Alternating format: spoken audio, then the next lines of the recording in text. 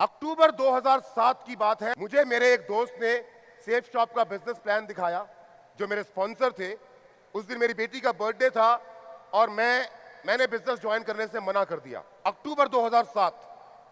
और उसके बाद मैंने गोली देना शुरू कर दिया। ज्वाइन करने से मैं ज्वाइन करना चाहता नहीं था। जनवरी 2008 की बात है। मैं बिजनेस प्लान देखने के लगभग 2.5 महीने के बाद की बात है। मैं सेफ शॉप के ऑफिस में गया, जहां पे प्रेजेंटेशन हो रही थी, और उस प्रेजेंटेशन की क्लोजिंग कर रहे थे हमारे क्राउन लीडर और मेरे अपलाइन अजय सर। और अजय सर ने उस दिन स्टेज के ऊपर आकर के एक कहानी सुनाई, जो कहानी मेरे लिए बिल्कुल एक आश्चर्य था, दुनिया का 7वां अजूबा था। वो व्यक्ति जो सेफ शॉप का बिजनेस नहीं करना चाहता था, आज अगर आपके सामने एक मरकरी के रूप में खड़ा है। वो व्यक्ति जो एक फौज की नौकरी किया करता था, अगर आज एक सफल इंसान के रूप में, सफल बिजनेसमैन के रूप में जाना जाता है, तो उसके पीछे सिर्फ और सिर्फ जड़ में वो कहानी है, जिस कहानी को अपनी आंखों से आज आप देखने वाले हैं। उस दिन पहली बार मुझे पता चला कि सेफ शॉप कंपनी में एक श्याम सुंदर जी हुआ करते थे, जिनका जुलाई 2007 में एक्सीडेंट हो गया। और एक्सीडेंट होने के बाद परिवार का मुखिया इस दुनिया से चला गया। और इस दुनिया से चले जाने के बाद भी सेफ शॉप एक ऐसी कंपनी है जो उस परिवार को लगातार पैसे दे रही है। मैं रात भर सोचता रहा, जहां पे एक व्यक्ति इस दुनिया से चले गए और उनके जाने के बाद भी उस परिवार के पास में पैसा जा रहा है, और पैसा भी कैसा जा रहा है, बढ़ बढ़ के जा रहा है। सुना नहीं था कभी, यकीन नहीं हुआ। लेकिन इस बिजनेस की शुरुआत की जैसे आपने की। बिजनेस की शुरुआत करने के बाद उनके बारे में सुनता ही रहा, सिर्फ सुनता ही रहा। जब जिससे मिलो, हर सर से मिलो तो सुना, दीपक सर से मिलो तो सुना, सुनील मान सर से मिलो तो सुना, अजय सर से मिलो तो सुना, सुबोध जी से मिलो तो सुना। जिससे मिलो सिर्फ उनके बारे में सुना ही सुना। देखा तो क्या देखा, सक्सेस डे के एल्बम के पीछे पहली बार देखा 3 छोटे छोटे बच्चे, बीच में खड़ी उनकी मां और पीछे एक स्कॉर्पियो कार। कुछ दिन के बाद मैंने देखा कि सक्सेस डे के पीछे की वो फोटो बदल गई, वो बच्चे थोड़े से बड़े हो गए, कार दूसरी आ गई और पीछे एक सफेद रंग का मकान दिखना शुरू हो गया। कुछ दिनों के बाद वो फोटो फिर से बदली, बच्चे बड़े हो गए, कार स्कॉर्पियो की जगह पे फोर्ड एंडेवर हो गई, और घर जो था पीछे वो और ज्यादा आलीशान हो गया। एक मन में सवाल आया मेरे, और यह सवाल आज इस इंदिरा गांधी स्टेडियम में बैठे हर व्यक्ति के मन में होगा कि जो मैं उस फोटो में देख रहा हूं, जो मैं लोगों के मुंह से सुन रहा हूं, जो बातें, जो कहानियां सुनाई जा रही हैं, क्या वो कहानियां सच है या नहीं? है ना ये सवाल? कितने लोग यकीन से ये बात मानते हैं कि जो कहानियां श्याम सुंदर जी और उनके परिवार के बारे में आपको बताई गई हैं, जो बातें उस परिवार के बारे में आपको कही गई हैं, वो बातें सच है? आप में से कितने लोग मानते हैं इस बात को? यहां तो बोल दिया, बाहर जाकर के सवाल एक मन में खड़ा होता है कि ये सच है या नहीं। दोस्तों, आज वो दिन है जब हम इस कंपनी की 18वीं सालगिरह को मनाते हुए उस सच पे से पर्दा हमेशा हमेशा के लिए हटाने वाले हैं। आज के बाद आपकी कंपनी के बारे में, आज के बाद आपकी कंपनी की नीयत के बारे में, आज के बाद आपके परिवार के भविष्य के बारे में आपसे कोई माई का लाल सवाल नहीं पूछ पाएगा। दोस्तों, मैं चाहता हूं कि जिस परिवार को आपने और हमने पिछले 12 साल में सिर्फ और सिर्फ फोटोग्राफ में देखा है, हां, आज से 8 साल पहले सुषमा जी से हमें 10 कदम में मिलने का मौका मिला था, वो भी सिर्फ 1 मिनट का, दैट्स इट। तो जिस परिवार को हमने दूर से देखा है, आज वो परिवार आपसे मिलने के लिए, आपकी मोहब्बत देखने के लिए और आपका बड़ा दिल देखने के लिए इस हॉल में, इस ऑडिटोरियम में आपके बीच मौजूद है। मैं नाम लेने जा रहा हूं और इस मंच पे स्वागत कर रहा हूं Mrs Sushma, wife of late Shri Shyam Sundar, और उनके 3 बेटे, Mr Deepak, Mr Hemant and Mr Bhavesh on the stage please.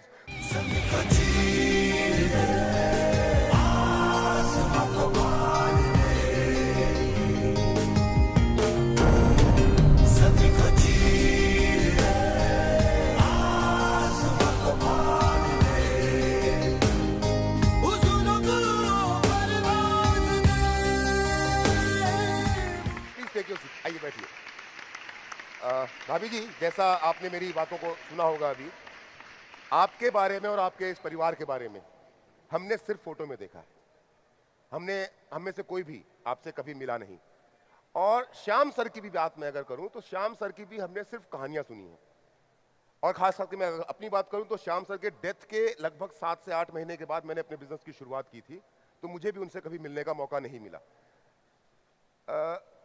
Actually मैं अपने थ्रू बाकी सबसे को ये बताना चाहता हूँ और ये जानना चाहता हूँ कि सेफ शॉप आपकी ज़िंदगी में कैसे आया, और सेफ शॉप जब आपकी ज़िंदगी में आया तो उसके बाद क्या क्या बदलाव हुए, और फिर वो एक्सीडेंट, जिस एक्सीडेंट के बारे में हमने सिर्फ कहानियों में सुना है, उस एक्सीडेंट के बारे में अगर आप हमें कुछ बता सकें तो बहुत मेहरबानी होगी।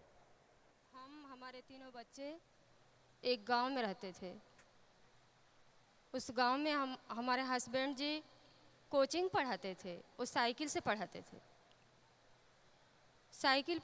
ट्यूशन पढ़ाते ही वो अपना बिजनेस को ज्वाइन कर लिए थे, मुझे पता नहीं था।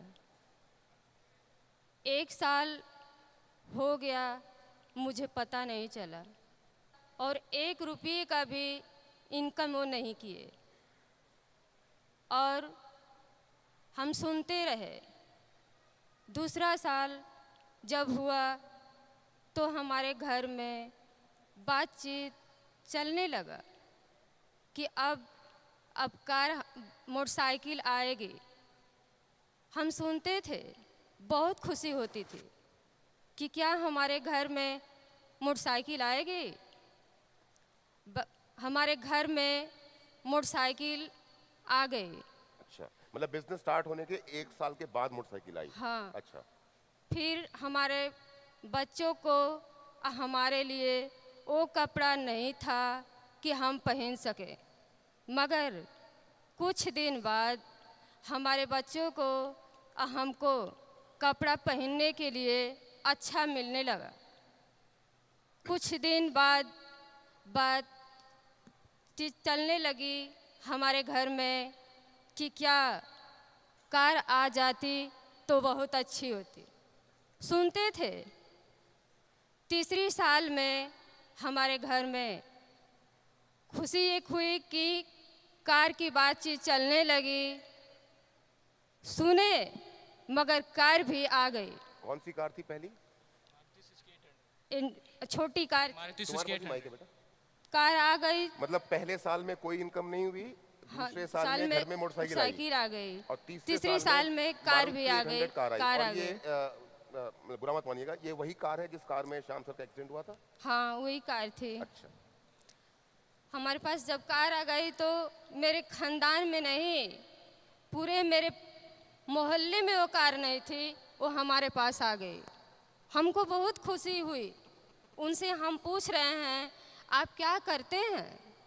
वो बोले कि हम करते जो हैं, हम चलेंगे तुमको प्रोग्राम में लेकर, तब तुमको दिखाएंगे कि हम क्या करते हैं। गाजीपुर से बनारस जब हम गए तो पहली बार गए। जब प्रोग्राम में जा रहे हैं तो होटल में गए। अच्छा, वो पहला जब गाजीपुर से बनारस आप पहली बार गए, उसके पहले आप गाजीपुर से बनारस कभी नहीं।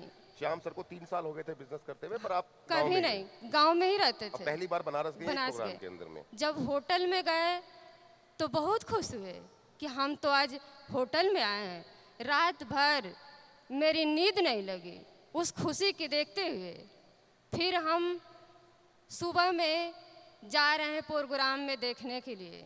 जब जा रहे हैं तो देख रहे हैं कि वहाँ हजारों लोग की भीड़ लगी हुई है। उस भीड़ में हम देखे तो बहुत खुश हुए। उस प्रोग्राम से हम घर वापस जा रहे हैं तो कुछ दिन बाद प्लान हम बनाए कि हम लोग जाएंगे गर्मी की छुट्टियां मनाने। हमारे तीनों बच्चे और हमारे हस्बैंड जी जा रहे हैं हम लोग गर्मी की छुट्टियां मनाने के लिए। उत्तराखंड गए। अच्छा, ये आप लोग की पहली छुट्टी थी या इसके पहले भी कहीं गए थे आप लोग? उससे पहले भी हमको लेके गए से वैष्णो माता घुमाने के लिए। वैष्णो देवी घूमने गए। दूसरी बार हम गए उत्तराखंड घूमने के लिए। उत्तराखंड घूमे, केदारनाथ, बद्रीनाथ, ऋषिकेश हम घूम के घर वापस जब आए तो मेरे छोटे एक देवर जी थे, उनकी तबीयत बहुत पहले से ख़राब थी। उनके ख़राब से हमारे हस्बैंड जी वो बोल रहे हैं कि हमको लेके जाना है इनको बनारस इलाज करवाने के लिए। वो थे, हमारे छोटे देवर थे और साथ में ड्राइवर थे। दवाई करा करके उनको और घर वापस आ रहे थे तो ड्राइवर से वो बोल रहे हैं कि मुझे एक कार को दे दो, हम चलाएंगे। वो ले लिए। लेने के बाद वो कार से घर वापस जब आ रहे थे उसी बीच उनकी एक्सीडेंट हो जा रही है। अच्छा, मतलब ड्राइवर से गाड़ी श्याम सर ने ले लिए और श्याम सर गाड़ी नहीं चलाते थे? नहीं, कभी नहीं। हमेशा ड्राइवर चलाता था। ड्राइवर उस चलाता दिन था। उन्होंने ले गाड़ी लिए, भाग लिया। हाँ ले लिए। जब एक्सीडेंट हो जा रहा है मुझे रात में पता नहीं चला, कुछ भी पता नहीं चला। सुबह में हम देखते हैं कि हमारे घर पे लोग कोई कार से कोई मोटरसाइकिल से सारे लोग की भीड़ लगी हुई है। हम घर से बाहर जा रहे हैं तो देख रहे हैं कि हो कर रहा है। पूछे कि आप क्यों आए हैं? वो बोल रहे हैं कि श्याम सर की कार से एक्सीडेंट हो गया है। हमको ये लगा कि उनको थोड़ा बहुत चोट लगा है, इसीलिए सारे लोग मिलने के लिए आए हैं। हम सुबह से लेकर शाम तक उनको इंतज़ार कर रहे हैं, लेकिन उनकी डेड बॉडी शाम को आई तो। अच्छा, मतलब एक दिन शाम को पहले उनकी डेथ हो चुकी थी एक्सीडेंट में और डेड बॉडी आपको खबर भी एक दिन के बाद? हाँ, हमको खबर पहले से नहीं मिला था। तो लोगों ने क्या कहा था आपसे? वो लोग बोले कि मतलब उनको एक्सीडेंट हो गया है। बस इतना ही पता था मुझे और पता नहीं था। जब उनको शाम में हम देख रहे हैं, शाम में तो उनकी डेड बॉडी आई तो हमको लगा कि ये तो हमारे हस्बैंड जी की डेड बॉडी है। देखते हुए हम अचानक बेहोश हो जाते हैं। फिर कुछ बाद मेरी होश हो रही है तो देख रहे हैं कि हमारे घर पे हर्ष सर, दीपक सर गए हैं। कुछ लोग मिलवाने के लिए वो जा रहे हैं। देखे फिर अचानक हम बेहोश हो जा रहे हैं। उसके बाद क्या हुआ मुझे पता नहीं चला। अच्छा, मतलब हर्ष सर, दीपक सर तक दिल्ली में खबर पहुंच गई थी कि श्याम सर का एक्सीडेंट हो गया है, पर आपको नहीं बताया गया था। हमको कुछ पता नहीं वो था। घर पे नहीं पहुंचे। नहीं। अच्छा भाभी जी, यहाँ पर एक बड़ा इंपॉर्टेंट सवाल मेरे दिमाग में आता है कि श्याम सर जब बिजनेस करते थे तो क्या आपके साथ बिजनेस को डिस्कस किया करते थे कि क्या कर रहा हूँ, कहाँ कहाँ पे काम चल रहा है, किस तरह का काम कर रहा हूँ? नहीं, हमको कुछ पता नहीं था। कुछ नहीं पता था। बिजनेस प्लान और कंपनी के बारे में भी आपको कुछ पता नहीं होगा शायद। अब तो पता है, उस समय शायद नहीं पता होगा कुछ। उस टाइम कुछ पता नहीं था। कुछ पता नहीं था। तो क्या आपको ये पता था कि जब श्याम सर की डेथ हो गई तो इंसान को एक झटके से बाहर निकलने में समय लगता है, क्योंकि इतना बड़ा हादसा हुआ परिवार में, कुछ जब दिन गुजरे होंगे, तो क्या आपको इस बात की खबर थी कि सेफ शॉप कंपनी किसी इंसान के ना रहने के बाद भी उसके परिवार को और उसके नॉमिनी को उसका पे आउट, जो उसके हिस्से का पैसा बनता है, वो देगी या देती है? ये क्या आपको पता था श्याम सर की डेथ के बाद? नहीं, मुझे कुछ पता नहीं। आपको कुछ नहीं पता था? आपके लिए एक तरह से दुनिया खत्म हो गई? हाँ, कुछ नहीं था। हमको पता ही नहीं था कि क्या हुआ, नहीं कुछ पता नहीं था। फिर आपको कब पता चला कि हाँ सेफ शॉप पैसा देगा आपको? ये बात आपको कब मालूम चली? पता चला कि हमको दीपक सर पूछे कि भाभी अपना अकाउंट खोलो और हमको खाता नंबर और चेक नंबर दे दो, और उसी दिन से ऐसा कोई हफ्ता न हो कि हमारे अकाउंट में पैसा नहीं गया हो।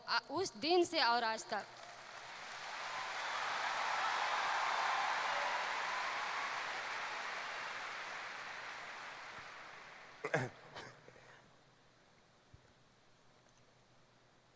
श्याम सर तो नहीं रहे इस दुनिया में, उनकी जगह कोई ले नहीं सकता कभी।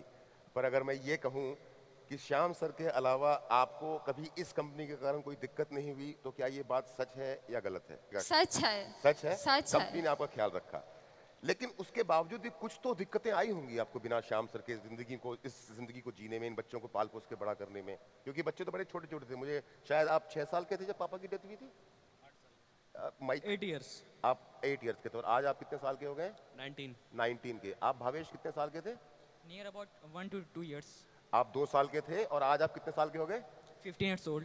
15 साल के। आप हेमंत? 4 या 5. 4 या 5 साल के अभी थे, 18. आज आप 18 साल के हो गए। तो ये 6 साल, 8 साल, 2 साल, 4 साल, 5 साल के बच्चों को पाल पोस के बड़ा करने में, समाज का मुकाबला करने में, ज़िंदगी को जीने में, रोज़मर्रा की ज़रूरतों को पूरा करने में दिक्कतें पेश आई या सब कुछ आराम से हो गया क्योंकि पैसा था? वो थे तो मुझे कोई प्रॉब्लम नहीं था, मगर उनके चल जाने के बाद मुझे बहुत प्रॉब्लम हुआ। हमारे घर का रीति रिवाज यही था कि आपको घर से बाहर नहीं जाना है, मगर हमारे बच्चों का समय से फीस नहीं जमा होता था, बच्चों का कोई बुक कापी किताब लेने के लिए होता था, तो मुझे बहुत सोचना पड़ता था, क्या आज होते तो हमको सोचना नहीं पड़ता। मतलब पैसा होते हुए भी फीस जमा नहीं हो पा रही है क्योंकि आप घर से बाहर नहीं जा सकते। घर से बाहर नहीं जाते थे, फिर बहुत कब आपने बाहर जाना शुरू किया फिर?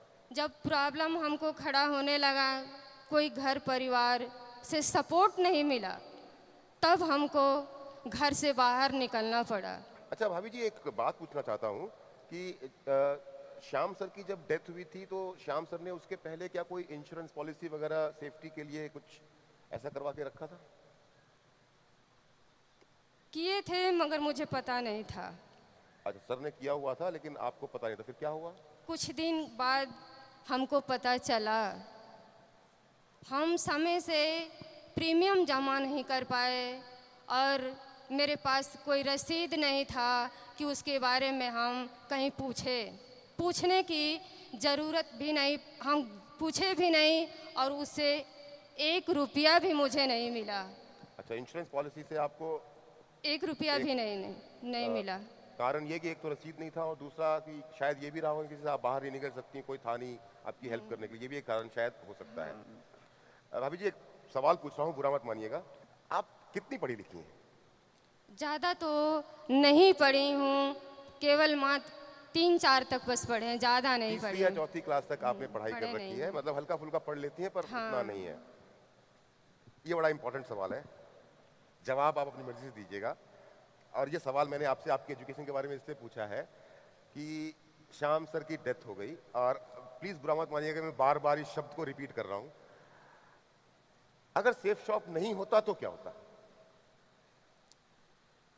आज जो सेफ साफ नहीं होता तो जो हमारे तीनों बच्चे जो अच्छे कपड़ा पहन करके आज सबके सामने जो बैठे हैं, आज हम बैठ नहीं पाते। वाह वाह वाह वाह वाह।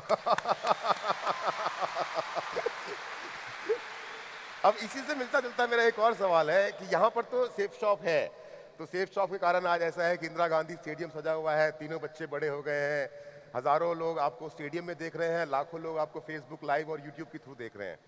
पर जनरली ऐसे परिवार जिनके परिवार का मुखिया बीच रास्ते में साथ छोड़ के चला जाता है, हम जिस समाज में रहते हैं बेटा, जिस सोसाइटी के हम लोग रहने वाले हैं, उस समाज में जिस परिवार का मुखिया बीच रास्ते में परिवार का साथ छोड़ के चला जाता है, ऐसे परिवारों के साथ क्या होता है इन जनरल? जब चले जाते हैं घर के मुखिया तो बहुत प्रॉब्लम होती है, हमको भी प्रॉब्लम हुआ। कुछ दिन जिनके घर के मुखिया नहीं रहते हैं तो अच्छे स्कूल में नहीं पढ़ पाते, उनकी सुविधाएं नहीं मिल पाती, मगर हमारे साथ ऐसा कुछ नहीं हुआ। सेफ साहब की बदौलत आज हमारे पास सब कुछ है। चलिए, आपने बच्चों की बात की, आपने, क्योंकि देखो एक बात तो यहाँ पर जो लोग यंग लोग हैं वो शायद बच्चों के इंपॉर्टेंस को ना समझ पाए, पर जिनके घरों में बच्चे हैं वो जानते हैं कि उनके माँ बाप जो भी काम करते हैं अपने बच्चों के लिए करते हैं। और अब मैं तीनों बच्चों से बात करने वाला हूं जो पहली बार आपके सामने अपनी ज़बान से कुछ बोलने वाले हैं। एक ज़ोरदार तालियां इन तीनों बच्चों के लिए। सबसे बड़े बेटे हैं दीपक। सबसे पहले मैं चाहूंगा कि आप अपने बारे, क्योंकि मैंने आपको फोटो में ना यहाँ से यहाँ तक बढ़ते हुए देखा है, पहली बार रूबरू हम सब आपके साथ पहली बार हो रहे हैं, आप अपने बारे में कुछ बताएं। Myself Deepak Kumar and I'm the elder son of my father. Father के साथ साथ मैं घर का बड़ा लड़का हूँ और मैंने क्लास 12 बनारस तक कंप्लीट करी है और मैं करंटली सिर्फ BBA कर रहा हूँ MIT पुणे से। कहाँ से? MIT पुणे। आप BBA कर रहे हैं MIT पुणे से। तो पुणे में आप क्या हॉस्टल में रहते हैं? नहीं, खुद की सोसाइटी ले रखी है अपार्टमेंट पीजी में? नहीं, अपार्टमेंट, अपना फ्लैट। अपार्टमेंट में, फ्लैट में रहते हैं आप? अकेले रहते हैं, दोस्तों के साथ रहते हैं? दोस्तों के साथ रहते कितने फ्रेंड एक साथ रहते हैं? हैं। 3। 3 दोस्त हैं जो एक अपार्टमेंट में एक साथ रहते हैं और पढ़ते हैं। खाना कौन बनाता है आप तीनों में से? कुक हायर कर रखा हमने। अच्छा, आप खाना नहीं बनाते, कुक हायर करके रखा हुआ है आपने। So nice. हेमंत, आप अपने बारे में बताएं। जब पापा थे तो मुझे एक गाजीपुर के ज़िले में एक अच्छे स्कूल में एडमिशन करवा रखे थे, वो एमजीआरपी स्कूल था। लेकिन कुछ दिन बाद पापा के डेथ के बाद मम्मी ने एडमिशन करा दिया सनबीम गाजीपुर में। तो लेकिन पहले वाला स्कूल कौन सा था? M G R P public school. M G R P public school. हाँ। उसके बाद फिर बाद में कुछ दिनों बाद मम्मी सोची कि नहीं, अब तुम्हें यहाँ पे नहीं पढ़ना है, तुमको सनबीम गाजीपुर में ही डाल देते हैं। ये पिताजी के डेथ के बाद। अच्छा, पिताजी के डेथ के हाँ। बाद आप तो कौन सा स्कूल बेटर था दोनों में से?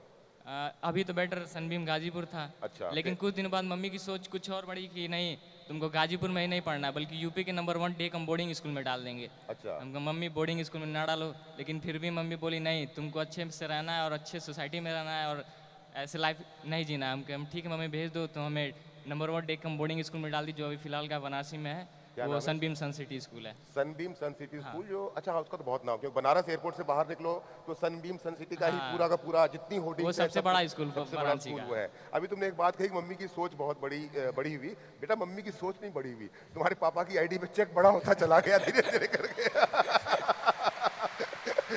बुरा मत मानिएगा, हंसना भी बहुत जरूरी है। भावेश, आप बताइए अपने बारे में कुछ। Myself Bhavesh. Currently, I'm studying class 9 from Sunbeam Gazipur. I am the youngest son of my father and mother. After completing my 10th, for further studies, I would like to join Sunbeam Sun City. As my अच्छा, brother, same school में जाना as my चाहेंगे? brother told that it is the number 1 hostel and school in UP, Uttar Pradesh. So right. तो भावेश, आप अपनी पढ़ाई पूरी, because you are the youngest, आप सबसे Yes, छोटे बेटे हैं, yes. आपको तो पापा याद भी नहीं होंगे शायद, Yes. है ना? आप बड़े होकर के क्या करना चाहते हैं? फ्यूचर के क्या प्लान है आपके?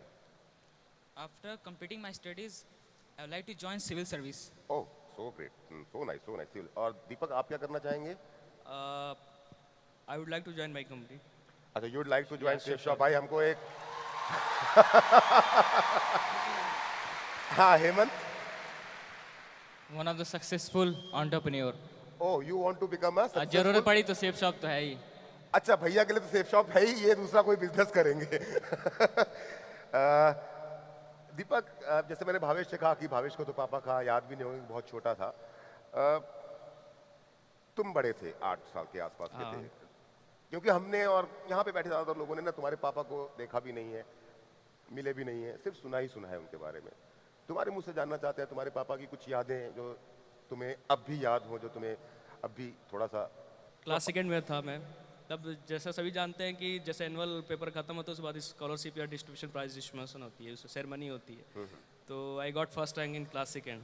अच्छा, तो पेरेंट्स को बुलाया गया, जिसमें फादर हमारे अटेंड हुए उसमें। तो उनको स्पीच देनी पड़ी मेरे बारे में और मतलब स्कूल के बारे में। तो मुझे प्राउड मोमेंट फील होता है उस टाइम। अच्छा, मतलब आपके स्कूल में आपके पापा को बुलाया और आपके पापा ने स्टेज से खड़े होकर के आपकी पढ़ाई की? हाँ, पढ़ाई की। ऑब्वियसली, मैं भी अगर वहाँ होता तो मैं भी बहुत प्राउड फील करता। बहुत प्राउडफुली। और एक और, जैसे मुझे टॉयज़ के कलेक्शन बहुत पसंद थे। मुझे एक कार पसंद थी, बहुत एक्सपेंसिव थी उस टाइम की, 2000 की थी। कार मतलब खिलौने वाली कार या कुछ चलती वाली नहीं कार? नहीं, खिलौने वाली अच्छा, कार। खिलौने वाली कार। बहुत एक्सपेंसिव थी, तो बट मम्मी से बोला, तो मेरे फादर से बोलो आप। मैंने पापा से बोली, वो जिद करके मैंने गाड़ी उन्होंने दिला दी मुझे। तो मेरे लिए बहुत हसीन पल थे कि ताकि तो वो मुझे गाड़ी को आपने संभाल के रखा है पापा अभी भी की याद? रखी पड़ी अच्छा, है। अभी भी उस गाड़ी को अभी आपने भी पापा रखी की याद में संभाल के रखा हुआ है। सो nice of you, so nice. Hemant, तुम्हें कुछ याद है या बस हल्का फुल्का ही पापा का? हाँ, कुछ याद है। क्योंकि देखो, मैं पापा के बारे में बार बार इसलिए बोल रहा हूँ कि आज इस परिवार की जो पहचान है उसकी शुरुआत तो पापा से ही है ना, और जिंदगी भर बिल्कुल। पापा के नाम से ही रहेगी।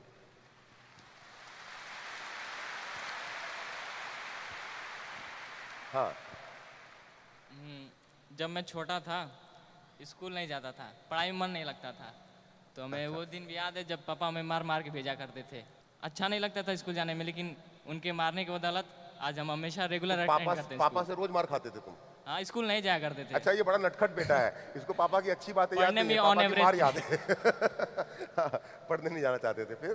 तो फिर वो मार याद है हमें अभी तक, अभी और तक उसके याद। वजह से हमेशा रेगुलर अटेंड करते हैं उसी स्कूल। कारण आज इतने बढ़िया स्कूल में आप पढ़ भी रहे हो। भावेश, आप ना जब आपके फादर का एक्सीडेंट हुआ हेमंत, होगा, हाँ हेमंत, तब उस समय आपकी एज ऐसी थी जिस समय ना कुछ चीज़ें लोगों को याद होती हैं, कुछ चीज़ें याद नहीं होती, कुछ चीज़ों की समझ होती है और कुछ चीज़ों की समझ नहीं होती। तो क्या जब आपके पापा का एक्सीडेंट हुआ और उनकी डेथ हुई तो क्या आपको पता चल गया था कि हाँ मेरे पापा नहीं रहे, या लोग मम्मी आपकी और आपके दोस्त लोग झूठ बोलते रहे आपसे? क्योंकि भावेश तो बड़ा था और सॉरी भावेश तो बहुत छोटा था और दीपक तो बड़ा था, पर आप बीच में थे उस समय, एक ऐसी एज में जहाँ पे कुछ याद होता है कुछ याद नहीं होता है, कुछ समझ में आता है कुछ समझ में नहीं आता। ज़्यादा तो नहीं याद है, फिर भी मम्मी से पूछा करते थे, मम्मी ये बताओ पापा कहाँ है, तो मम्मी बोल दिया करती थी, बेटा पापा मीटिंग में गए, हो सकता है शाम तक आ जाएंगे या रात तक आ जाएंगे। फिर बाद में हमेशा यही बात करके टाल दिया करती थी। तो फिर कुछ दिन बीते, कुछ महीने बीते, तो फिर बाद में आखिर में पता चल ही गया पापा नहीं रहे। आप में से किसी ने पापा की कोई वीडियो कुछ ऐसा देखा कभी?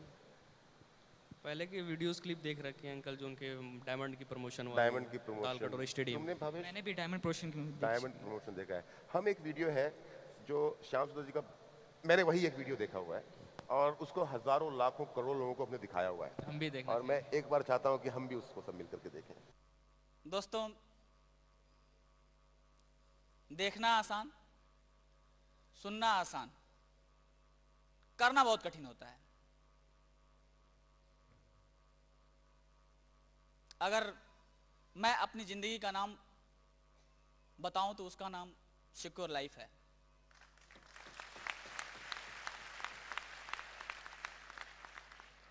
क्योंकि हमारे जीवन का आधार रोटी, कपड़ा और मकान, यही तीन होते हैं, और मेरे जीवन में यही तीनों मेरे पास नहीं थे।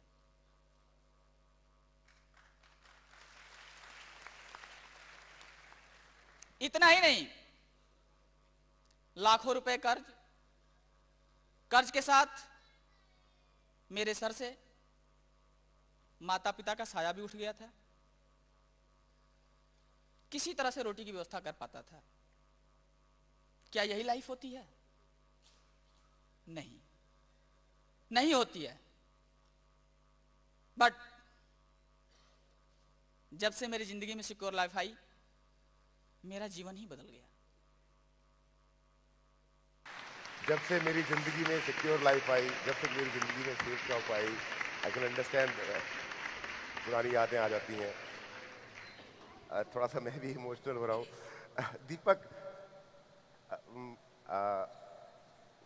कभी जिंदगी में रोजमर्रा में कभी ऐसा फील करते हो कि काश मेरे पापा मेरे साथ होते? काश। अंकल, जैसा कि आप सभी जानते हैं कि स्कूल में पेरेंट्स मीटिंग होता है, पेरेंट्स मीटिंग में पेरेंट्स का पहुंचना बहुत जरूरी होता है। तो उसमें पेरेंट्स को अपने फादर को बहुत मिस करता था, क्योंकि मम्मी सीधी साधी इतना इंटरेक्ट नहीं कर पाती थी, करती थी उतना इंटरेक्ट नहीं कर पाती थी। तो मैं वहाँ बहुत अपने आप को अच्छा, मम्मी काश को मैं टीचर सोचता से इंटरेक्ट था, करने में दिक्कतें आती थी। तो मैं सोचता था कि काश मेरे पापा होते तो इंटरेक्शन बहुत अच्छा होता मुझे बहुत। और जैसे कि स्पोर्ट डे होता है स्कूल में, तो प्राइज सेरेमनी में मैं जाता था स्टेज पे, तो पापा का ना होने में बहुत फील करता था, काश मेरे पापा होते तो मुझे देख सकते, प्राउड मोमेंट तक कि मेरा बेटा इतना कामयाबी पे है। मैं बहुत फील करता था। और जैसा कि मैंने पहले बताया अंकल कि मैंने पुणे में MIT में एडमिशन ले रखा है, तो मैं यहाँ से बनारस से पुणे फ़्लाइट की टिकट खुद कराई, अपने एकोमोडेशन मैंने खुद देखी। और होता है ना कॉलेज का फर्स्ट डे जो पेरेंट्स लेके जाते हैं, पेरेंट्स फोरम होता है अंकल, तो उस कॉलेज में मैं ऐसा था, मैं सिंगल था जो विदाउट पेरेंट गया था। मैं सिंगल अपना अटेंड करा और फिर चला आया। तो मैं वहाँ बहुत फील किया कि काश मेरे पापा तो मुझे ये कॉलेज तक छोड़ने अच्छा, आते। मतलब जिस दिन आप कॉलेज में पहले दिन गए थे तो सभी बच्चे अपने पेरेंट्स के साथ आए थे, आप अकेले थे जो अकेले थे? मैं अकेला उस कॉलेज में था, मैं अकेले गया था अटेंड करने के लिए। अच्छा, parents पूरे को। बैच में आप अकेले थे अकेले जो था। बिना पेरेंट्स के आए हुए? तो मैं हाँ, वहाँ obvious सी फील बात किया है। कि काश मेरे पापा तो आज मुझे छोड़ने आते। हेमंत, सेम एज भैया टोल्ड, जब पेरेंट्स टीचर मीटिंग हुआ करती थी या पेरेंट्स फोरम हुआ करते थे, तो वो भी फादर को बुलाया बर्थडे जाता का था। केक काटते समय कि मम्मी के बगल में पापा भी होते? वो भी दिन आता ही है, लेकिन क्या करें। फिर बाद में पेरेंट्स को बुलाया करता था, तो उस दिन मम्मी आया करती थी, तो मम्मी ज़्यादा इंटरेक्ट नहीं कर पाती थी, टीचरों से इंटरेक्ट उतना बढ़िया से नहीं कर पाती थी। फिर भी अच्छे से ही करती थी, ऐसा नहीं है, अच्छे से करती थी, लेकिन फिर भी पापा कुछ अलग ही ढंग से किया करते थे। फिर वो दिन ज़्यादा याद करते बिना पापा के। हम लोग छोटे भी काफी थे। दीपक, तुम सबसे बड़े हो, तुम्हें सेफ शॉप के बारे में कब पता चला? जब क्लास 8 में था तब मुझे पता So चला। means that you have been almost like 13 years old, 13, 14? Yeah, 14 you are years. 19 means 5 years back. आज से 5 साल पहले तुम्हें पता चला कि सेफ शॉप क्या, मतलब सेफ शॉप क्या? मैंने बिजनेस की बाइबल पढ़ी हुई थी घर पे, मैंने उसकी पढ़ी तो मैंने सिर्फ देखा कि ये बिजनेस प्लान, मतलब ये बाइबल पढ़ी हुई है, पापा की प्रमोशन मतलब ऐसे हुई थी, उनकी स्टोरी लिखी हुई थी और क्या लेवल है उनके, मैंने बस इतना। तो बिजनेस बाइबल के थ्रू आपको मालूम चला कि सेफ Safe shop शॉप है। में, और क्योंकि उसमें आपके पापा की स्टोरी छपी हुई थी, और उनके लेवल ओके, मेंशन। उनका लेवल भी लिखा हुआ था। So what do you know about safe shop right now? अब तक क्या पता है आपको सेफ शॉप इस कंपनी के बारे में? बस ये पता है कि हमारे हर हफ्ते में 1,90,000 आ जाते हैं 10% TDS काट के, मुझे बस ये पता है ट्रांजेक्शन हफ्ते में आ जाते हैं। तो हिम्मत, तुम्हें क्या पता है सेफ शॉप? अब कब पता चला तुम्हें सेफ शॉप के बारे में? ज़्यादा कुछ तो नहीं पता, लेकिन याद है दिल्ली आए थे उस टाइम 10 कदम का प्रोग्राम फंक्शन था, शायद 10th एनिवर्सरी थी शेप शॉप की। तो भाभी जी, जब वो 10th एनिवर्सरी में आप आई थी तो बच्चे साथ आए थे क्या आपके? तीनों बच्चे साथ में आए थे। अच्छा, स्टेज पे तो आप अकेली आई थी उस बार? तीनों बच्चे नीचे थे, हम अकेले थे। अरे भाभी जी, आपकी वो वीडियो ना मैंने स्पेशली कटवा के रखी है, आपने सिर्फ 1 मिनट 30 सेकंड बात की है। श्याम सुंदर की मैं धर्म पत्नी हूँ। मेरा नाम सुषमा है। हमारे 3 बच्चे हैं और एक दिन अचानक उनकी दुर्घटना में उनकी मौत हो गई। भगवान ने ऐसे किसी के साथ न करे जो मेरे साथ हुआ है। जितनी यहाँ पे महिलाएं बैठी हैं, अपनी अपनी पति को सहयोग दें कि ये बिजनेस मेरा हमेशा कामयाब हो।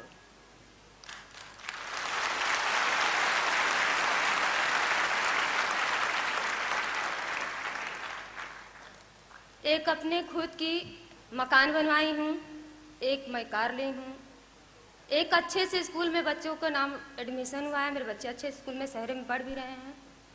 और दीपक सर का प्यार और हर सर का प्यार, डायरेक्टर का प्यार मुझे हमेशा मिलता है।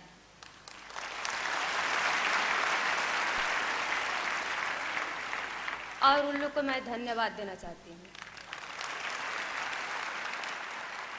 अब एक सवाल यही आपसे पूछता हूँ कि आपको सेफ शॉप के बारे में क्या पता है? 1,90,000 वाली बात तो हो गई, लेकिन आपको क्या पता है सेफ शॉप के बारे में? इससे पहले तो हमको कुछ नहीं पता था। उनको, हमारे हस्बैंड जी थे तो उनको पता था। कुछ दिन बाद हमको पता चला। अच्छा, क्या क्या जानती हैं आप सेफ शॉप के बारे में? कुछ नहीं। अच्छा, ये बड़ा अजीब सा जवाब हुआ। आपने कहा कुछ दिनों के बाद मुझे पता चला, और मैंने जब आपसे पूछा कि क्या जानती, तो आपने बोला कुछ नहीं।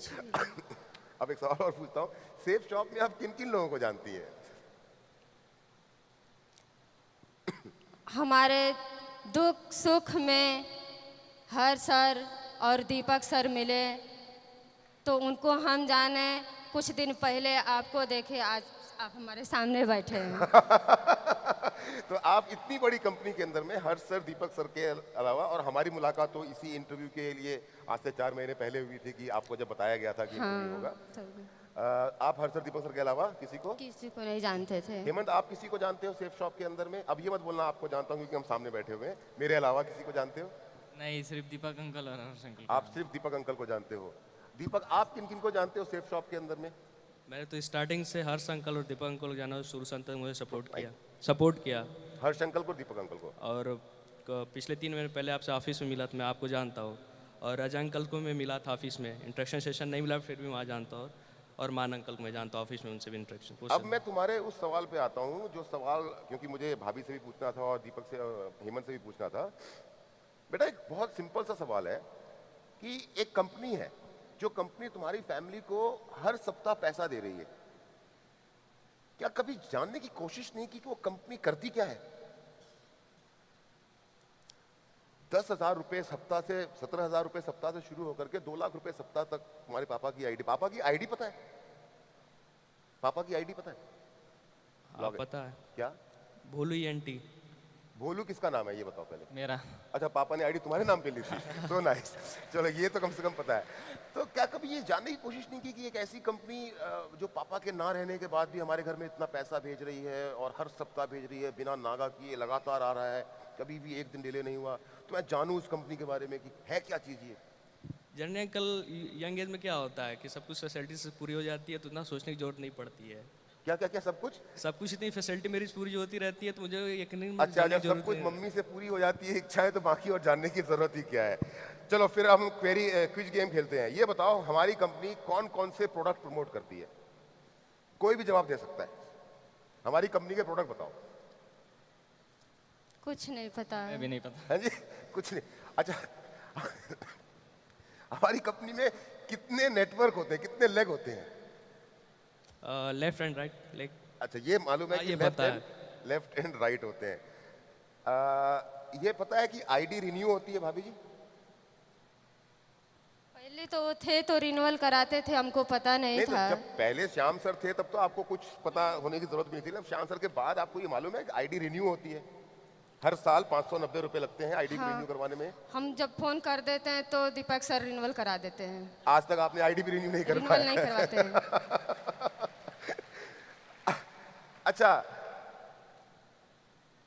पापा की टीम साइज मालूम है? नहीं।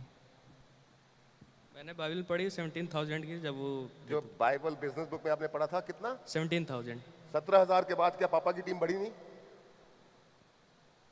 पता नहीं। पता नहीं। भाई श्याम सर की टीम के जितने भी एसोसिएट यहाँ पर हैं, सब खड़े हो जाओ अपनी जगह पे। ये है बेटा तुम्हारे पापा की टीम। ये है वो टीम जो तुम्हारे पापा पीछे छोड़ करके गए थे। एक बार चिल्ला के बताना। आवाज वहां तक पहुंचानी है, जोर से। सो nice of you, thank you. बैठ जाइए। जब बेटा आपके पापा की डेथ हुई थी ना, तो आपके पापा अपने पीछे 17,000 लोगों का एक नेटवर्क छोड़ के गए थे। जो 17,000 लोगों का नेटवर्क आज बढ़ते बढ़ते 4.5 लाख से ज्यादा का हो गया है।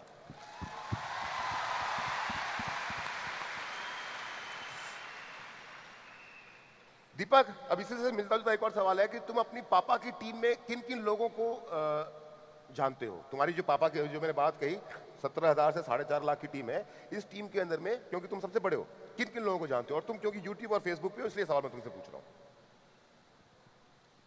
प्रदीप मिश्रा। प्रदीप मिश्रा अंकल को जानते हो? जानता हूँ। कैसे जानते हो प्रदीप मिश्रा अंकल को?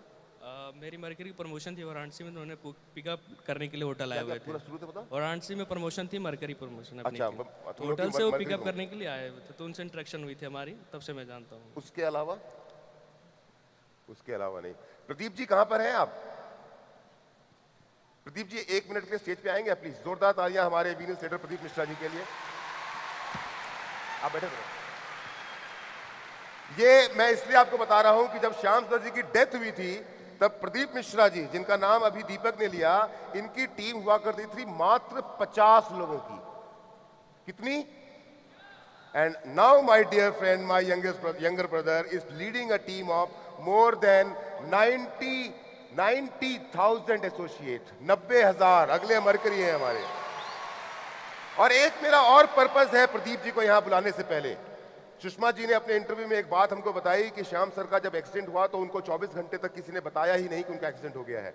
जब हर सर, दीपक सर दिल्ली से इनके घर गाजीपुर पहुंचे, तब इनको बताया गया कि श्याम सर अब नहीं रहे। लेकिन श्याम सर के एक्सीडेंट के बाद जो पहला व्यक्ति उनके पास पहुंचने वाला था, वो पहला व्यक्ति जिसने वो सब कुछ किया जो परिवार का सदस्य करता है अपनों के लिए, वो करने वाला कोई और नहीं, हमारा छोटा भाई प्रदीप मिश्रा था। और प्रदीप भाई, सिर्फ 1 से 2 मिनट में मैं जानना चाहता हूं, क्योंकि वो बातें हमने सिर्फ समझ सकते हैं आप। नहीं, मेरे पास फोन आया कि प्रदीप वहाँ पे सैदपुर में घटना हुई है। हम वहाँ पहुँचे तो डेथ हो गई थी उस टाइम पे, और पुलिस चौकी उनकी मिट्टी पड़ी थी सही शाम सर की। उसके बाद फिर वाइट कपड़ा आया, हमने खुद सिला वहाँ पे उनको। फिर वहाँ से हम लोग गए गाजीपुर में, पोस्टमार्टम हुआ। फिर घर पे गए, भाभी जी को देखा मैंने आपको, घर पे गए हम लोग। वहाँ से घाट गए, वहाँ पे हर्ष सर आए, दोस्तों दीपक सर आए। और एक बात बहुत बड़ी वहाँ पे हुई, मैं था और दिलीप जी यहाँ बैठे हुए हैं, अमरनाथ भार्गव बैठे हुए हैं। हम लोग वहाँ पहुँचे, कसम खाए कि ऐसा काम करेंगे ना, इतिहास बनेगा। और दोस्तों बन गया इतिहास आपके सामने।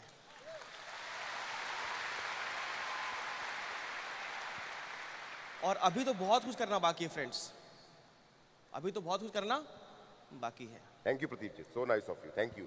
श्याम जी की डेथ के बाद आपने जो कसम खाई है उस कसम को मरते दम तक निभाएंगे हम।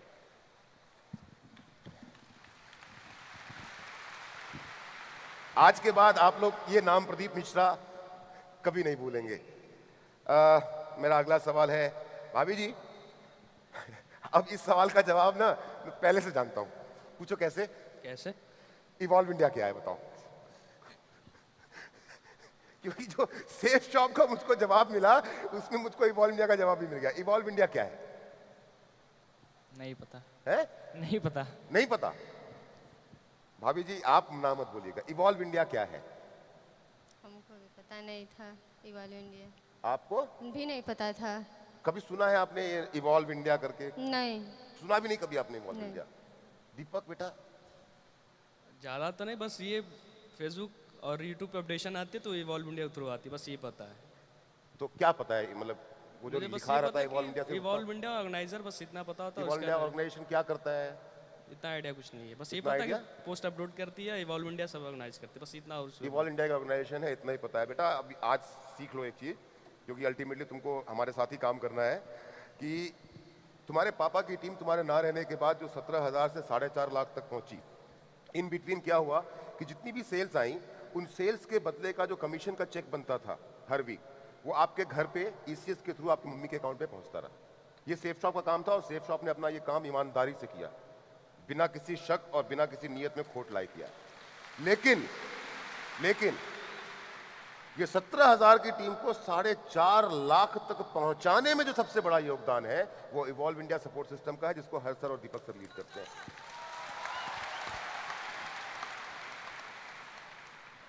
भाभी जी आपकी श्याम सर का जब एक्सीडेंट हुआ था तो उसके पहले शादी के कितने साल हो चुके थे? 14 साल हो गया था शादी करने के बाद। अच्छा, शादी के 14 साल के बाद वो उनका स्वर्गवास हुआ, तो भी मोटा मोटा 12 साल हो गया है उनका स्वर्गवास हुए। तो आपकी जिंदगी के दो पहलू हैं, एक वो पहलू है जो 14 साल तक जब आप उनके साथ थी, और एक ये पहलू है जो 12 साल आपने अपने दम पे समाज के साथ और इन बच्चों के साथ में अपनी जिंदगी की लड़ाई लड़ी है। क्या अंतर आया है उन दोनों जिंदगियों में? वो थे तो भी किसी चीज़ की कमी नहीं थी, आज वो नहीं है तो भी किसी चीज़ की कमी नहीं है, बाकी उनकी तो याद हमको हमेशा आती है, जब तक हम रहेंगे तब तक आती रहेगी। दीपक मुझे ना ऐसा लग रहा है कि ये सवाल मैंने ये सवाल ना शुरुआत में मम्मी से पूछा था, जब हमने मम्मी की पढ़ाई की उसकी बातें की थी, तो मुझे लगता है ये क्वेश्चन तुमसे भी मुझे करना चाहिए। बेटा बड़ा सोच समझ के जवाब देना मुझको, and you can take your time. तुमने इतनी सारी बातें सुनी, अगर सेफ शॉप नहीं होता बेटा, क्योंकि तुमने जब इंट्रोड्यूस किया अपने आप को तो तुमने बताया, मुझे हेमंत ने बताया, भावेश ने बताया अपने स्कूल के बारे में, you are studying in top school, top colleges, flat में रह रहे हो, खाना जो है कुक आके बना के जाता है, कोई दिक्कत नहीं जिंदगी में। अगर सेफ शॉप नहीं होता तो?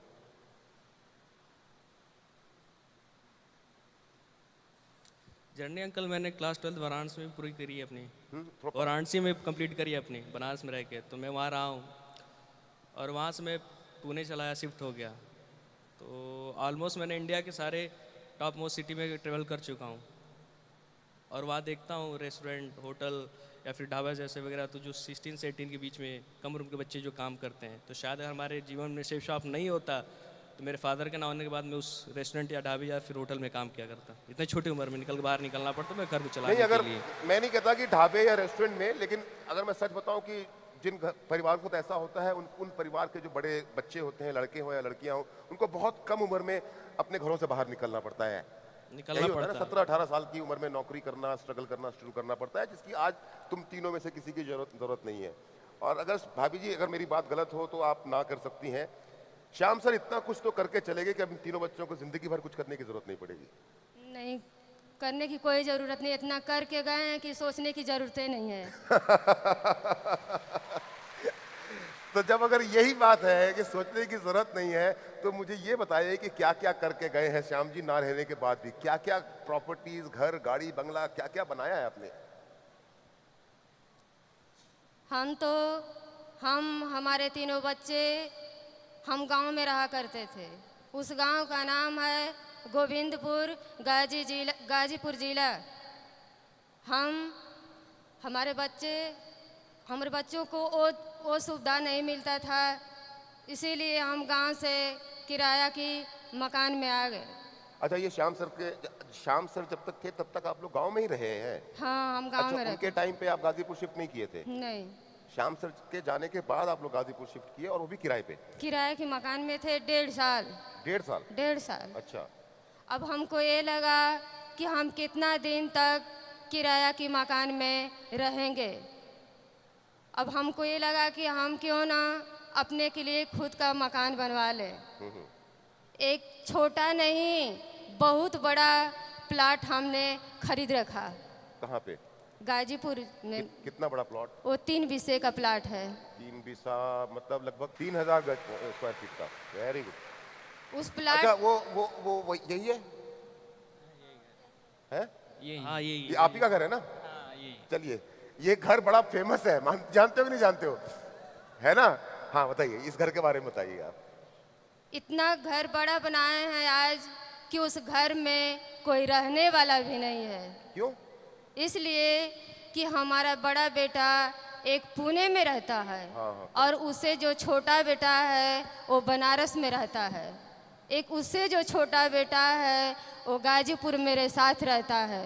अच्छा, इस घर के अंदर में सिर्फ आप और भावेश रहते हैं, बाकी तो आप दोनों हॉस्टल में रहते हैं और अपनी पढ़ाई पूरी कर रहे हैं। चलिए, बस यही एक घर प्रॉपर्टी? नहीं, इसके अलावा भी प्रॉपर्टी मेरा 2 प्लाट गाजीपुर में है।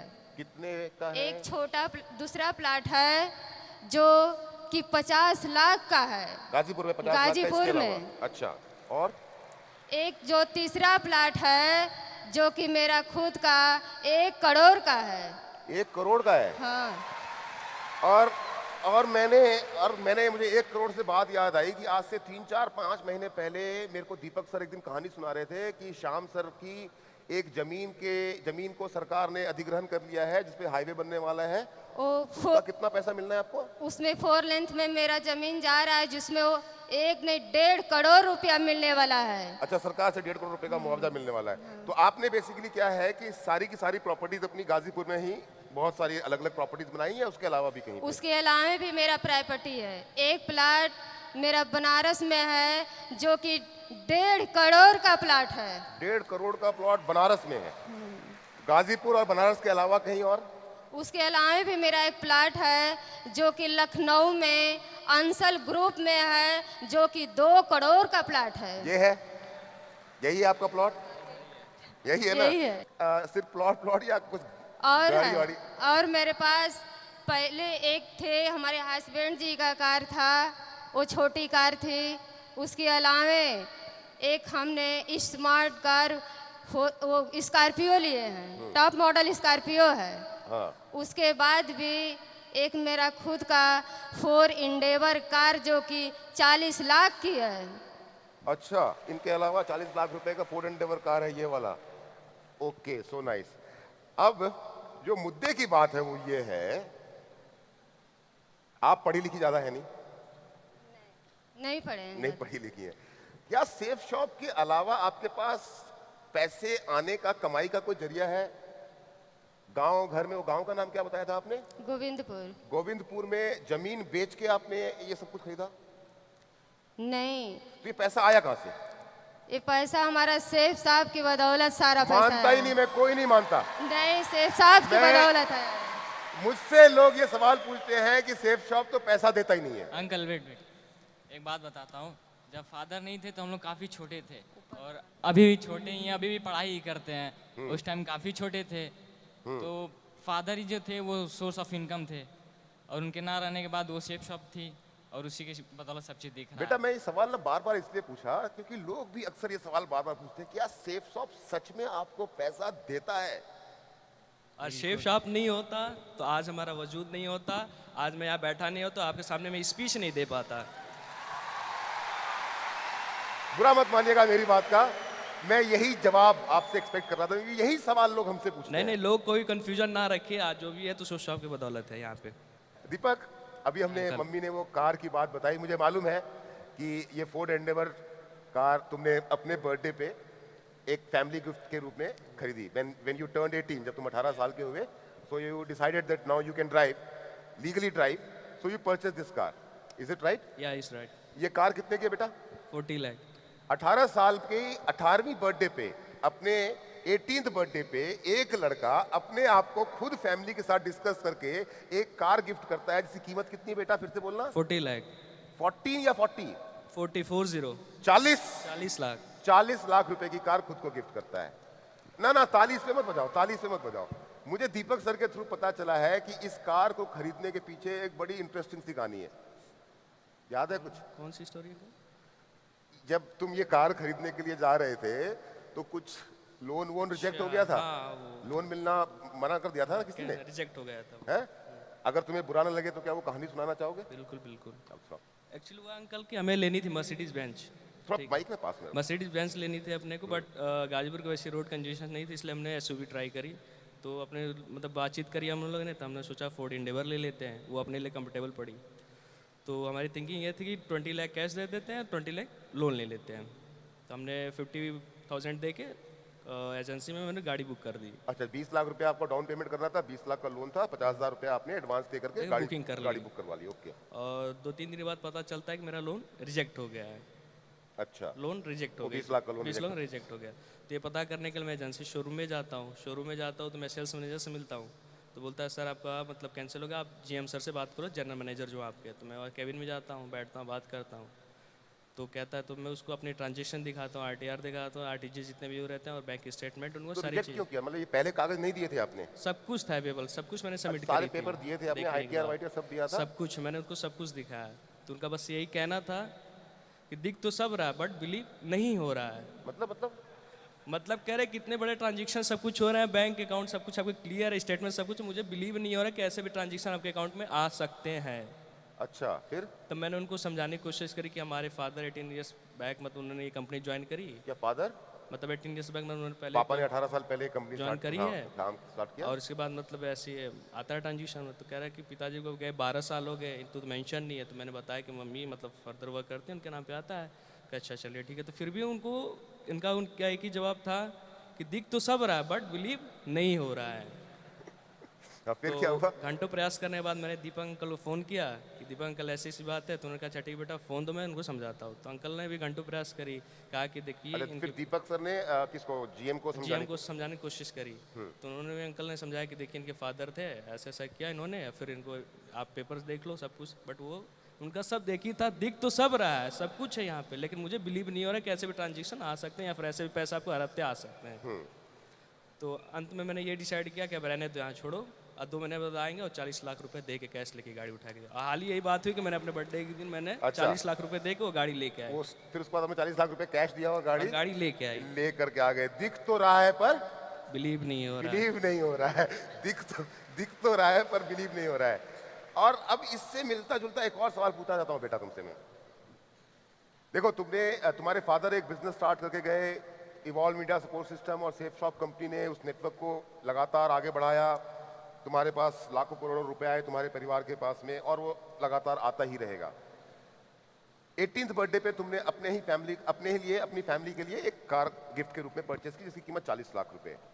बेटा, कोई तुम्हारे दोस्त यार जान पहचान में कोई ऐसा तुम्हारा फ्रेंड है जिनकी फैमिली में उनके फादर के साथ कोई एक्सीडेंट हो गया हो और वो भी उनके फादर भी ना हो? तुम्हारा कोई फ्रेंड ऐसा तुम्हारी एज कैटेगरी? क्लास 9 का था, वो मेरा क्लासमेट हुआ करता था. क्या 10th क्लास में? क्लास 9th में. क्लास 9th में तुम्हारा क्लासमेट था. था. उसके फादर की भी डेथ हो गई. क्या करते थे उसके पापा? उनके फादर का मिल चला करता था, जो मिल हुआ करती है, उनके फैक्ट्री. फादर का फैक्ट्री था. अच्छा, और फिर क्या हुआ जब उनके फादर की डेथ हो गई? तो डेथ होने के बाद उनकी मिल बंद हो गई. और फिर उसको मतलब कम उम्र में उसको बैंगलोर में जॉब करना पड़ा ताकि वो अपने प्रॉब्लम टैकल कर सके, सिचुएशन अपनी लाइफ की. फादर की डेथ होने के बाद अब उस लड़के को बैंगलोर में जॉब करना पड़ रहा है. ये बात समझने की कोशिश कीजिएगा. हम और आप सभी के सभी लोग, सेफ शॉप है जिसके कारण 18 साल की उम्र में लड़का अपने आप को 40 लाख की गाड़ी गिफ्ट करता है और दूसरा कोई बिजनेस होता है तो वो खत्म हो जाता है. ये सेफ शॉप है. भाभी जी, एक बड़ा अजीब सा क्वेश्चन पूछता हूं मैं आपसे, याद आ गया मुझको आपका घर देख करके.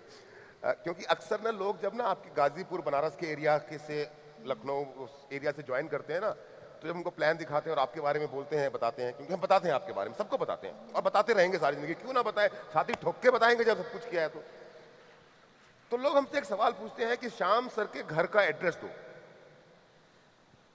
और कुछ लोग आपके घर का एड्रेस दे देते हैं। क्या आपके घर पे लोग वाकई में चेक करने के लिए आते हैं या नहीं आते हैं? हमारे घर पे एक दो लोग नहीं, हजारों लोग जाते हैं। अच्छा, वाकई में आते हैं? हाँ, जाते हैं तो मेरे पास पड़ोसियों से पूछते हैं क्या ये स्वर्गीय श्री श्याम सुंदर जी का घर और सुषमा जी का घर यही है? मेरे पास पड़ोसी बताते हैं कि हाँ यही है। वो मेरे मकान का फ़ोटो खींच के लेके चले जाते हैं। मेरे पास पड़ोसी हमसे मिलते हैं तो कहते हैं कि श्याम सुंदर जी को और सुषमा जी को पूछते हैं। मुझे सुनते हैं बहुत खुशी होती है कि क्या फ़ोटो खींच के मकान के ले गए हैं। अच्छा, फोटो खींच के मकान के ले जाते हैं। अंकल अंकल हाँ। एक बात की इंसिडेंट बताता हाँ, हूँ, बताओ बेटा। काफ़ी मज़ेदार है। एक दिन क्या हुआ, माइक से। हम काफ़ी छोटे थे तो अपने कॉलोनी में एक स्पेस था, ठीक है, खाली जगह हुई पड़ी हुई थी, फील्ड थी, तो वहाँ पे हम लोग क्रिकेट खेल रहे थे। अच्छा, क्रिकेट खेलते वक्त एक बंदा आता है, कहता है बाबू इधर सुनो। हम कहे हाँ भैया बताओ। तो कहता है ये बताओ कि लेट में से श्याम सुंदर और सुषमा जी का घर कौन सा है? मैं कहा, यार ये तो अपने ही घर की बात कर रहा है। अच्छा, तुम्ही से आकर के हम तुम्हारे ही घर से का पूछते हैं। अच्छा, उनके क्या बताएं? उनके भैया वो सामने जो वाइट बिल्डिंग दिख रही है ना, वहीं पे आप चले जाओ। तो तुमने बताया नहीं कि मैं उनका बेटा हूँ? नहीं, हम बता देते तो हमारे साथ लगते फोटो क्लिक करने। हम कहा, नहीं भैया जाओ। तो तुमने उनको बताया नहीं अपने नहीं घर की बताया तरफ? और हम अपना खेलने लगे। सो नाइस, सो नाइस। तुम्हारे दोस्त कॉलेज में पूछते हैं क्या करते हो, तुम्हारे पापा क्या करते हैं, तुम क्या करते हो, तुम्हारी मम्मी क्या करती हैं? सिंपली उनका एक क्वेश्चन रहता है, क्योंकि मैं महीने में 2 बार ट्रैवल करता हूँ, या तो अपने घर से या फिर ऐसे कहीं जाता हूँ, तो उनका ये कहना होता है कि ऐसा तू कौन सा फादर तुम्हारे काम के घर गए, तू फ्लाइट की टिकट इंस्टेंट बुक करता हो, इंस्टेंट तू चला जाता है। तो मैं कहता हूँ कि देख भाई ऐसी ऐसी मतलब कंपनी है, MLM जॉब करते हैं फादर के, नेटवर्किंग बिजनेस, तो कहते हैं फेक मत, या तो तू रईसी खानदान ही होगा या तो पिताजी तुम्हारे कोई नेता वेता होंगे। अच्छा, या तो तुम खानदानी रईस हो या पिताजी नेता है, 2 नंबर का पैसा पड़ा हुआ है सारा। क्योंकि कहता है तू महीने में 2 बार फ्लाइट्स अप डाउन करता हो, तो इंस्टेंट बुक टिकट बुक करता और कहीं जाता। और अंकल ये बता दूं आपको कि लगभग 5 महीने मैंने 1,22,000 की मैंने ट्रेवल कर चुका हूँ सिर्फ फ्लाइट से। जब से तुमने कॉलेज ज्वाइन किया है तब से लेकर के अब तक 1,22,000 की 1 लाख? ट्रैवलिंग कर चुका हूँ फ्लाइट से अप एंड डाउन, या तो मैं लखनऊ बनारस या बैंगलोर जाता हूँ, आता रहता हूँ घूमने के लिए, तो मेरा इतना अच्छा। एक्सपेंस हुआ। और इतना ही नहीं अंकल, मैं सेल्फ कॉन्फिडेंट रहता हूँ अपने ड्राइविंग पे, तो मैं जूम कार से लगभग 82,000 की एक्सपेंसिव ड्राइव कर चुका हूँ। तो टैक्सी नहीं? नहीं, सेल्फ ड्राइविंग करके निकलता हूँ, कहीं भी जाता हूँ तो मैं जूम कार बुक करता हूँ और सेल्फ ड्राइव करके कहीं भी जाता टैक्सी हूँ। नहीं करते बुक? नहीं, मैं सेल्फ कॉन्फिडेंस अच्छा, अपने खुद ऊपर ही चलाना गाड़ी को पसंद करते हो? पसंद करता हूँ। वाह बेटा वाह, जिंदगी हो तो ऐसी। काश हमारे पिताजी भी सेफ शॉप किया करते।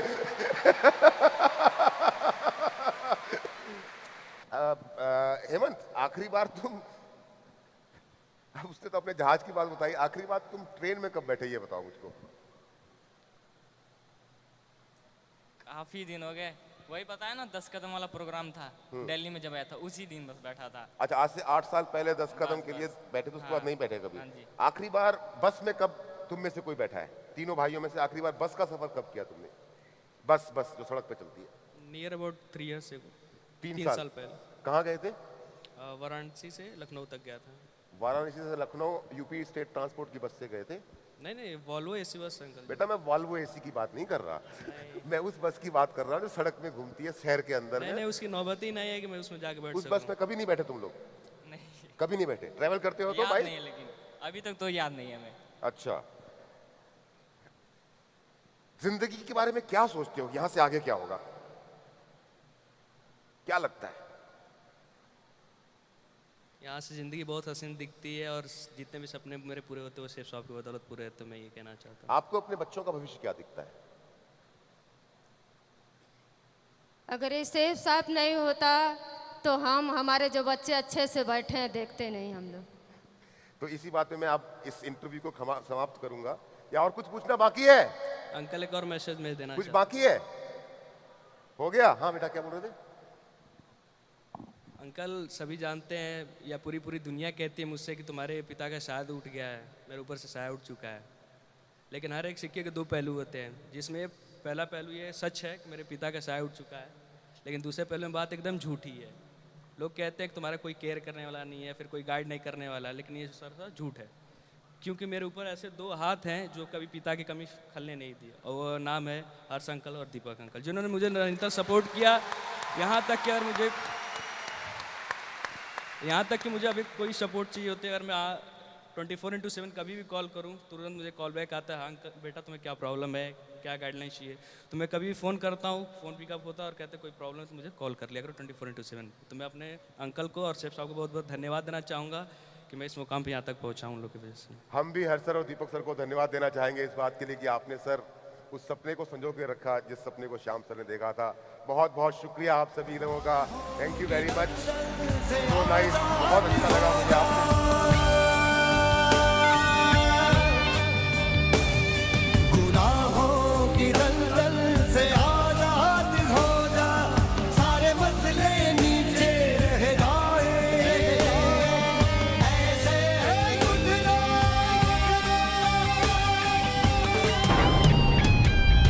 खुदी को बुलंद इतना, खुदी को बुलंद इतना, खुदी को बुलंद इतना, खुदी को बुलंद इतना, खुदी को होकर बुलंद इतना।